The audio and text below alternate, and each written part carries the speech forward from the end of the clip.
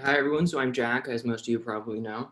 So this quarter I'm taking a class at Stanford called Sleep and Dreams, which is essentially just an introductory class for non-STEM kids like myself and STEM kids to get a little bit of perspective on what sleep is and how it can affect us in our daily lives. So for my outreach project, which everyone in the class has to do at some point, I decided to take a look into insomnia, which is it's a pretty ubiquitous term. Pretty much most people know what it is and are familiar with it in general. But I want to talk about specifically how it affects kids in college and how it can be often overlooked and how there can be very detrimental effects to those of us suffering from insomnia who also are in college and have to deal with the everyday stresses. So give a little bit of an overview. So I'll start talking just generally what is insomnia, then I'll go into how insomnia can actually affect people negatively and what it really means to have insomnia. Then I'll turn to how it affects college kids specifically, in terms of like how college kids are at risk for insomnia, especially like how can insomnia affect people in college, and also like what behaviors do college students do that can often bring on insomnia. And then I'll close talking about countermeasures, how to deal with the condition, and some of the things that you definitely should not do, which are pretty common actually.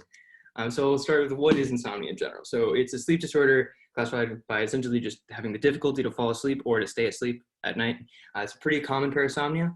About 30% of adults suffer from it intermittently, and 6 people have it chronically, meaning they have it all the time. Although many people have it because it's brought on by external circumstances, like what happens in your environment, what your daily life is like, and essentially also by psychological stress, pre-existing conditions, and maybe different sleep disorders that can intersect with it and make the condition worse.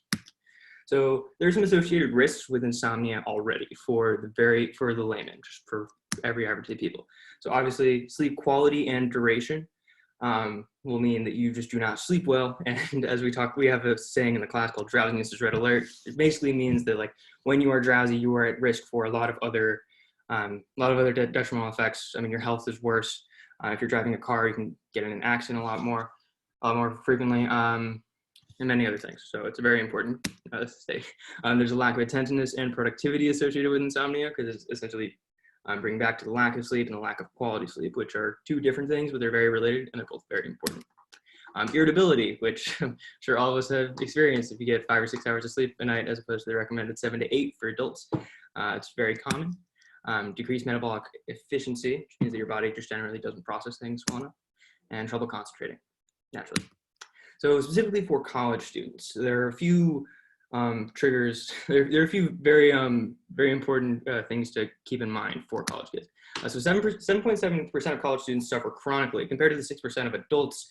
Shows that maybe younger kids or kids in college are either more likely to report it or actually do suffer a lot more. So it's clearly already a big issue for people who have an underlying sleep disorder before they even get to college. And many, over 60%, over half, do not have chronic insomnia, but they suffer from behavioral onset insomnia, which is essentially like if you're incredibly stressed out at some point, you have a week where you literally cannot sleep, and that can be incredibly detrimental, and you don't really understand what's wrong with you, but you know that something is wrong. It can greatly reduce your performance in class or at work, naturally. Entirely makes sense. People who are insomniac, especially in college, are definitely more prone to eating disorders, depression, and suicidal behavior. So it's definitely an enormous risk factor. And college kids, there are a few behaviors that college kids do that make them actually a lot more at risk. Either if you are a chronic insomniac, it'll make your symptoms worse, or if you are not a chronic insomniac, it'll make you more susceptible to developing behavioral onset insomnia. So first of all, the irregularity of hours.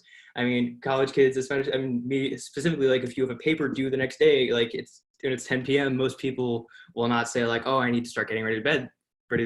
They will just continue working, and that will have some ripple effects down to essentially effects on your circadian rhythm, because you need a normal regulated sleep cycle. I mean, your body doesn't know that it's Saturday. Your body just knows that you need to sleep. And if you wake up at noon on a Saturday, that might be great, but that'll definitely throw off your sleep cycle for Monday or Tuesday, thus exacerbating the cycle.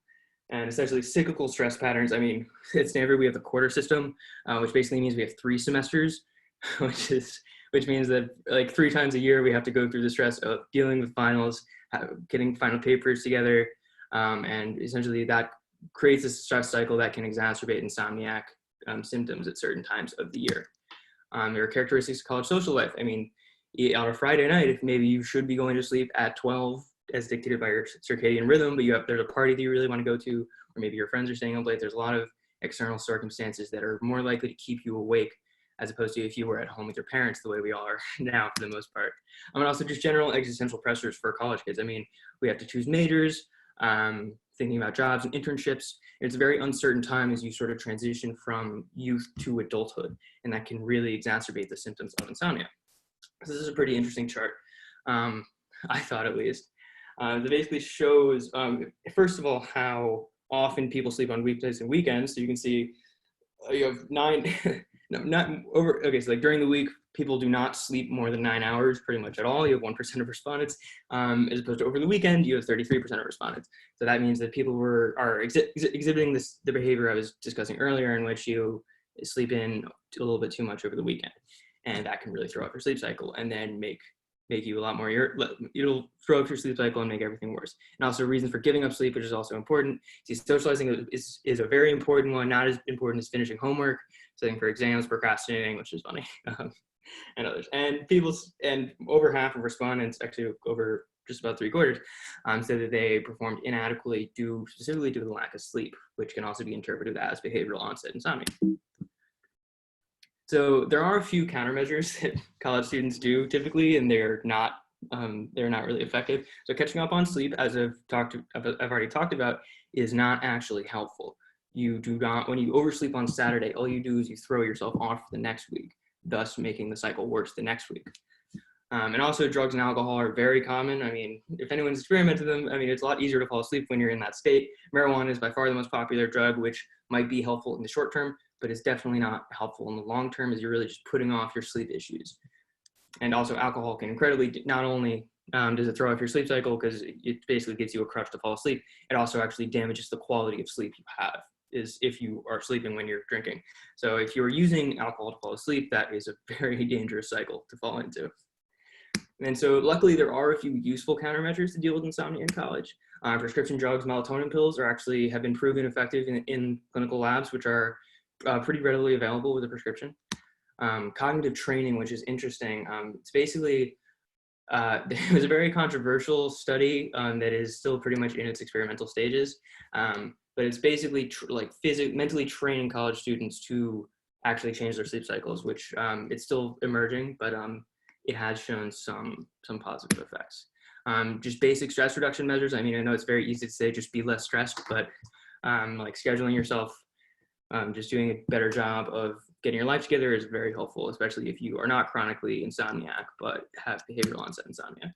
Scheduling, as I already mentioned, and also population-wide education. There's a study showing how just telling students that the effects of that their behaviors are actually damaging their sleep has actually proven to, at least in the short term, very much improve their sleep quantity and quality, which is incredibly useful, obviously. But then again, population-wide education is not necessarily easy. As we can see, it's clearly a very big issue among college kids. Yeah, so that's pretty much it. I just wanted to give a general overview. So in conclusion, the things we need are education. For one, people need to know how college can exacerbate insomnia, and also systemic awareness. I mean, it's a lot of the behavioral issues I outlined are generally because the college system itself lends itself to kids really not prioritizing sleep over other concerns, and maybe the issue should not, the burden of ameliorating the situation should not fall on the individuals, but instead on the institutions themselves. Like maybe colleges should do a better job of trying to limit workloads or provide better help for existential pressures that can be exacerbating insomniacs in college. And yeah, so that's pretty much it. You can also email me. That's my Stanford email. Most of you should probably have my old email or my phone number. I'm definitely reachable for this. And yeah, I hope you learned a little bit about insomnia in college.